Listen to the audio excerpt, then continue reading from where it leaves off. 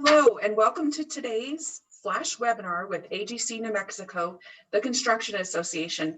We're very excited today to be able to bring you Patrick Montoya. He is the Director of Municipal Development for the City of Albuquerque, and we are just beyond thrilled to be able to bring you this flash webinar today with just some bites of information that are relevant to you and your work. So today we're pleased to be able to present Patrick Montoya, Director of Municipal Development for the City of Albuquerque. During today's flash webinar, he's going to discuss an overview of 2020 and what's going on for 2021, and also a look at the future projects that are coming up. And here's his introduction. Patrick Montoya returns to the City of Albuquerque as the Director of the Department of Municipal Development, bringing a wealth of experience in local, state, and federal government.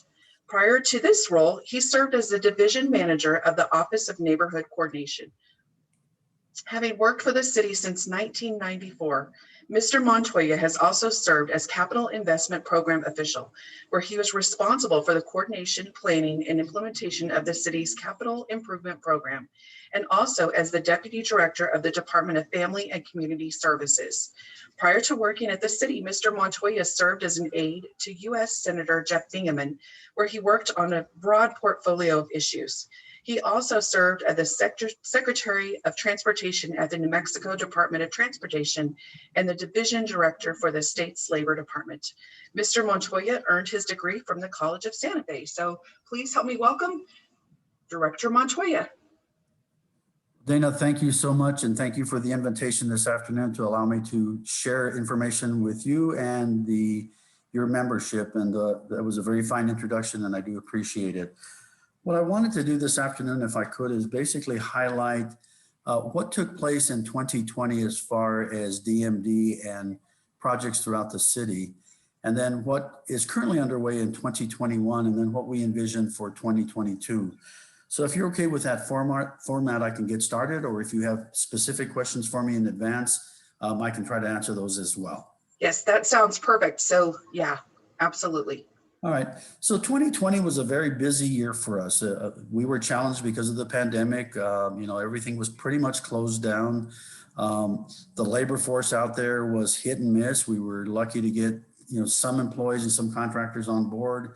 But in spite of all that took place, we were challenged by this administration to get as much money out in the streets as we possibly could.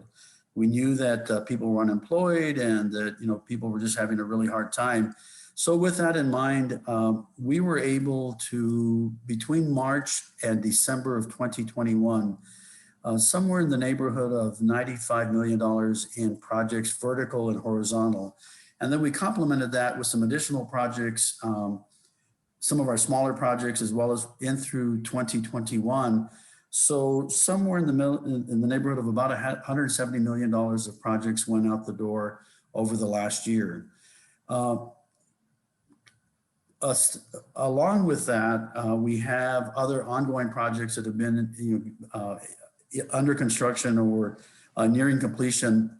So as of today, we're at about $311 million in projects that are currently being worked on and managed by DMB on behalf of other departments. We manage projects for 11 departments throughout the city. We hire the architects, we hire the engineers, we bid the projects, and then our project managers manage those. The $311 million in projects is made up of a combination of funding sources. We do rely on our capital program, which is a program that goes to the voters every 2 years. We will offer $140 million worth of projects to the voting public in November of this year. If approved by the voters, and we've never had any of the bonds defeated, those funds would be available as early as April of 2022 in order to start those expenditures. We also use lodgers tax, and that's what we use for the convention center and Civic Plaza, the Jennifer Reardon Sports Complex, and other associated activities and fields that are out there. Of course, the gross receipts tax, and we have for the biopark, we collect 1/8 of a cent, which funds all of our projects at the zoo, the aquarium, the garden, anything through there. And then this year, well, and then one other thing before I talk about what we impose, but we also have a 1/4 cent tax that generates about $39 million a year for the department. We split that with transit, so they use some of that for their operation, and then the rest of it is used by us for general maintenance of roads, street improvements, deficiencies, curb gutters, sidewalks. And then this year, and then I'll go into some of the bigger projects, but this year we passed two different bond proceeds. One was $0.25 for road projects to the tune of $54 million. So that allows us to construct Paseo. We're going to be able to do projects on Unser and the Long Unser. We're going to do a couple of roundabouts, improvements on Central. So that money is already available to us, and some of those projects have either been bid or are in full design in order to move forward in 2022. And then we also we sold bonds for lodgers tax, and that was a real benefit for us because we were able to make general improvements and study what the Kiva Auditorium looks like, roofing projects at the convention center, improvements to Civic Plaza, in general, just a general upgrade and appearance for everything within the downtown core of our civic gathering spot. So that's where we are as of today. We're trying to put as much money out the door as we possibly can and build as much vertical and as much horizontal as we possibly can. I'd like to just talk about some of the projects that were undertaken in 2020, and some of those are carried over to 2021, if I could. And I'll make this real quick. I've got a long list, but I'm going to go through the project. Yeah. We opened up the Regional Transportation Center at Wyoming and Copper. That was almost a $19 million project. That is a traffic management tool for the city. We share that with Bernalillo County, with the Sheriff's Department, with the Department of Transportation. That allows us to monitor traffic during an emergency, a snowstorm, major road closures on the interstate. We're quite happy and pleased with that building. We have a new community center on the southeast side. It's called Singing Arrow Community Center. We will actually ribbon cut that in October. The International Library on Central and Dallas, the old Caravan East site, who I'm sure many of your members know where that site was at. We have a $14 million library going in there. Again, we plan to have a ribbon cutting early fall on that building as well. That was a $14 million project for us. The Southeast Area Command, it complements what APD is doing now over at Catherine, the general area of Catherine in Louisiana. We're building that, and then once the officers move into that facility, then we will actually knock down what is there now and build new. So they will have somewhere in the neighborhood of about 25,000 square feet come a year and a half from now, 2 years maybe. The Westside Community Center is a brand new community center on De Vargas and 98th Street. It will serve a very growing population on the Southwest Mesa side. That is 3 phases. I'll talk a little bit about phase 2, but phase 1, we're scheduled to open that facility in September. That was right in the neighborhood of about $12 million. Explora Science Center, the Gateway Center, which is referred to as the Gibson Medical Center. We acquired that property. We do have tenants in that building right now.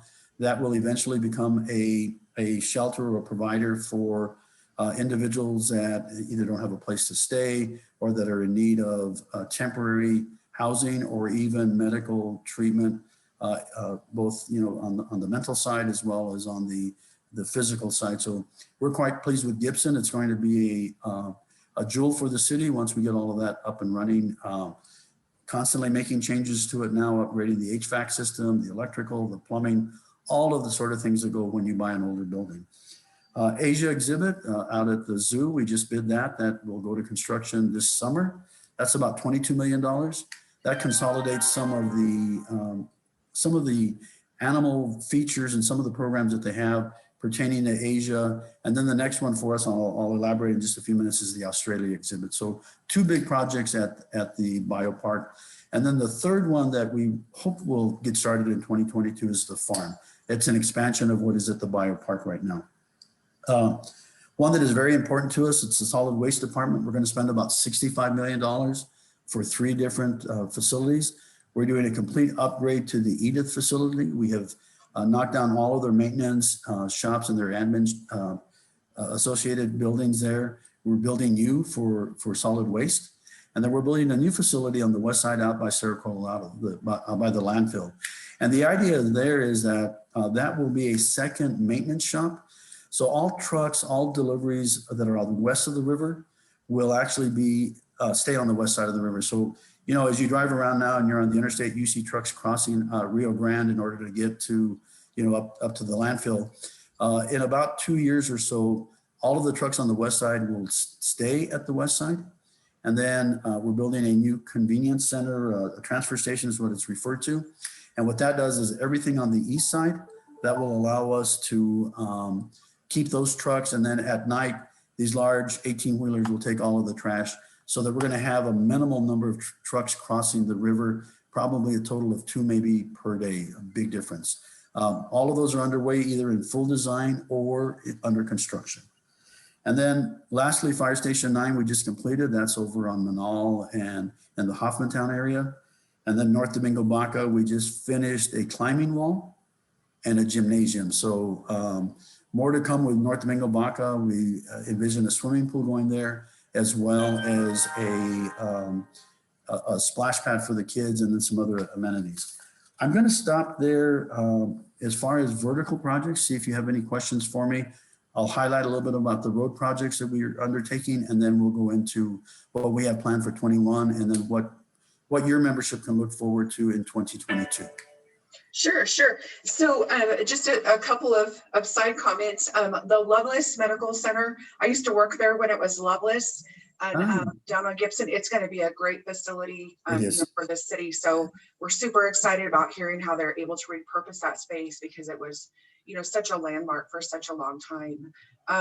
So that one sounds amazing. So excited for that one, and really needed for the community. What's the date that one can be anticipated as being open? So right now we continued with the tenants that are in there. There's probably 4 or 5 tenants. It still serves as a hospital for long-term care. I think there's probably about 45 patients on the west side of that building. It serves as a dialysis center and a mental health center, and then there's a couple other tenants. Our objective is to, what the Department of Family and Community Services is doing right now is trying to determine how much of the building will be used by tenants that we rent it out or lease it out. And then they're in the early stages now. We are conducting at least 3 more community meetings to get input from the neighborhood associations that are around there as to how we're going to utilize. And I think it's referred to as Building D and Building C, which is at the eastern edge. But at the end of the day, I would think that they will have a plan that they'll present to the neighborhood probably October or November of this year. And then it's a matter of just starting to retrofit. And right now we've got a lot of work going on there with HVAC and plumbing and electrical. But I would say late November, December, they'll have a final plan on how they plan to repurpose the space that is open now. That's great news. My only other question would be, the North Domingo Baca Park is beautiful. If someone hasn't been there yet, they really need to go over there and take a look. It's a beautiful project. Is the west side one going to be phased similarly, or what are the plans for that one? So when you say west, so the West Side Community Center, and then I'm going to talk about something that is comparable to North Domingo Baca, but West Side Community Center is not as large, and it won't have as many of the amenities because it is a community center, not a multi-gen center. Okay. But that one will have, phase 1 is the center itself to provide programs to youth, activities at night, ceramic courses, those sort of things. Phase 2 is a childcare center and additional classroom space. And then phase 3 for Westside Community Center is a gymnasium and a transit facility. So that one a little bit smaller in the size. Let me just quickly describe the difference between a multi-gen center is a much larger facility. Manzano Mesa and North Domingo Baca are both multi-gen centers. And then there is a third one that is planned on the west side, which is Cibola Loop by Cottonwood Mall. So multi-gen centers serve a much larger population. It's operated by the Office of Senior Affairs, so it does serve seniors as well as youth. There's a combination of programs that are offered there. But Westside will not, I don't envision a pool ever being there, but things change with time. But that one is 3 phases. Your membership may want to be looking out for phase 2. That one probably is going to, we'll bid that in January or February of next year. Okay, great news. Yeah, those are wonderful projects. Just one thing about, because this last year has just been so crazy with the post-pandemic, it just seems like we're emerging from this very challenging time for a lot of business lines. Luckily construction was considered essential, so they've stayed, building this whole time, which is great news for us. But do you have any post-pandemic takeaways that you think help shape the plans for the future of Albuquerque? Like, was there any one thing that you're probably going to move forward with because of the pandemic that it happened, and now you're going to take it forward in the next planning phases? One of the things that we start to incorporate in all of our buildings is how do we make it safe for the general public to come into these facilities? So we're incorporating a lot of energy and sustainability initiatives within our buildings. We're looking at how do we improve and make sure that what you're walking into is state of the art and yet safe for everyone. So I think we learned from that. One of the other things we learned is that we're very dependent on foreign countries for our product. And what we've experienced, and I would hope that, as time moves forward, that more and more is produced in the United States instead of having to come from abroad.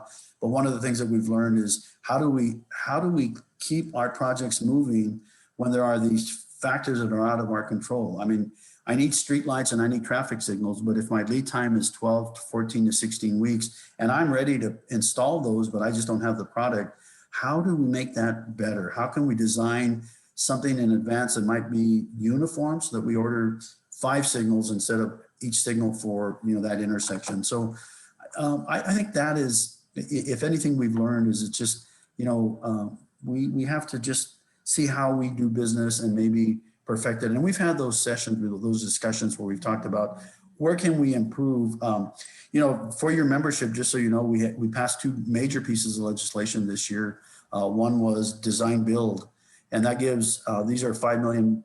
Both of these that I'm going to talk about here real quick are any projects that are 5 million plus. Design builds allows the contractor to partner with an architectural firm, and at 30% or so, the contractor comes in and starts building while the architect continues to design the facility. And then the other one is CMAR, the construction manager at risk. The city has never used that. I know that the community colleges use it. I think the state has used it, but that may be another opportunity for your membership to take a look at. We have experts in the department that have had experience with that in previous jobs, but we have yet to have the first job. We think that there's a couple of potential candidates for that. One could be Cibola Loop that come early next year. That may be the route that we take. Okay, yeah, thank you. That's great news. Yeah, our membership will definitely be interested in hearing about those different options on the horizon. So thank you for that. Yeah, if you want to go ahead and move on to, did you want to talk about 21 or in the future?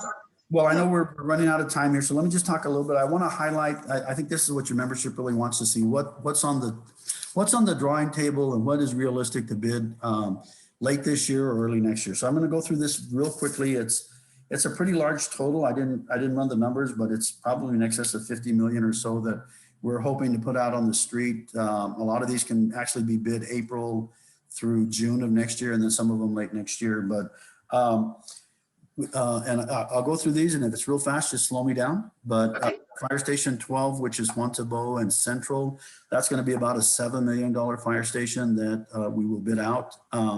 That we use it's in design, but we sort of use a general format for all of our fire station, a blueprint, and then we sort of just adjust based on the space that we're moving into. We're also building a new public, there's a new department created within the city of Albuquerque. It's Albuquerque Community Services, ACS, and it really is an outreach to those that are down and in need of help, whether it's a mental or a physical issue. So instead of having an APD officer come out and respond to someone that may be passed out on a bench or have taken too many meds, that this team will go out. So we're going to build about a $7 million facility out in the southeast area of the city, sort of in the general area of the International District. That'll be about a $7 to $9 million project. We're going to start designing that early fall of this year. The Southeast Area Command, I mentioned that real quickly. We're underway now with phase 1, which is a brand new building. Once that building is completed, we will knock down the facility that is there now and then build new. So Southeast Area Command will have about 14,000 additional square footage space in addition to the 8,000 that we're building right now. The rail yards is a hot one for us. That's at about $2.5 million. We continuously make improvements to that. You know, there's discussions right now about where the new soccer stadium is going to go. If it goes in the area of the rail yards, it'll really complement what we're doing there. No decision has been made, but it would be a good neighbor to our project there, most definitely. MRA is investing a little over $2 to $4 million in MRA, the metropolitan redevelopment areas. Those are areas that have either been impoverished or are in need of upgrades, or that just need made changes. A lot of those projects are along Central. They complement the art projects, so we're happy with that. Loma Linda, we're building a new gym out there. That's about $2 million. I mentioned West Side. Phase 2 of that is $3.5 million. I think that adds probably around 8,000 square feet as well, so that'll be nice. And then another $4.5 million in projects that have been identified in Council District 3. And then the last one I really want to talk about is Siebel Loop. That's a big one that at the end of the day, over the course of 10 or 12 years, maybe I'm thinking, that you'll probably see somewhere around a $40 million investment. That facility, which is close to Siebel High School, will have a multi-gen center to serve seniors as well as youth. It's envisioned to have a library, and it is scheduled for a gymnasium. And then the hope is that there'll be a swimming pool, because there is no public swimming pool on the west side. The closest one is over, on the south side of I-40. So that's the big one for us. So those are, I'm just highlighting, I could go on and on and on, but as you can see, we are one of the largest departments in the city. We have 11 divisions, just a little bit about DMD. We're very diverse. We have facilities, we have security in our department. We have the crossing guard program, the capital program, all of our traffic, which is traffic engineer, traffic design, traffic and street maintenance. So we've got real property. So we stay busy. We've got about 600 employees, and there isn't a day that goes by that there's something that doesn't, is different from the day before. So. It's all very exciting news for Albuquerque. It looks like things are really starting to gear up. So that's great news. Is there anything as our parting, is there anything beyond what we're talking about now that looks exciting or promising that you can share with us? Well, I think that that there's always the opportunity to expand what we're doing, and we work closely with departments. So we've worked two things, I guess. One is we work very closely with the state legislature in funding, a lot of our projects. So this last year, I think we had somewhere around $75 million in capital outlay that came to the city. So we always look to our state partners. We don't receive much money from the federal government other than on our road project side, but for capital vertical projects, buildings and that sort of thing, we don't. So we're very fortunate that we have that relationship. We're very fortunate that as the economy comes back, that we're able to, to collect from our gross receipts tax, and that we're very diverse in how we spend that. We're also looking at this new round of ARP money, the American Rescue Plan. The city received somewhere in the neighborhood of 83 million this first phase. I think somewhere around 90 million is going to become available to us June or July. That will be used for a lot of the capital programs, so bridge upgrades, road upgrades, infrastructure improvements whatsoever. The challenge that we're seeing, not so much in our department, but contractors, and maybe they're experiencing it as well, is just all of this private sector stuff that's taking place. Intel and Netflix and Amazon and Google possibly, and and Facebook, that we met with union reps about 2 weeks ago, I think it was, and they just can't keep, the trades. They just can't. And then we're competing with Texas and Arizona, and to some extent Colorado, where the growth there is, double what's happening in New Mexico. So I think that that's one of the things that we continuously hear. It's just hard to find, even for us, it's hard to find an HVAC. We can post a position and we just can't fill it for a while. So the trades are going to be the challenging thing, I think, until we get over this private sector hump, and then things sort of fall back into place. But we're thinking, you know, a couple of years before all that happens. Yeah, that's exciting. Yes, definitely. You know, AGC is there to help gear up and get people into the workforce as well. So yes, very exciting news. Well, this has been a great discussion. I really appreciate you being here with us today. So we'll go ahead and wrap it up. We've been chatting with Patrick Montoya, Director of Municipal Development for the City of Albuquerque, and we appreciate his time today. And thank you for lending your expertise to us on this topic. Thank you so much for having me, and I'm always happy to come back to give you a mid-year report if that's it. I'll make that offer for you. Thank you. That would be great. Thank you so much. All righty, bye-bye.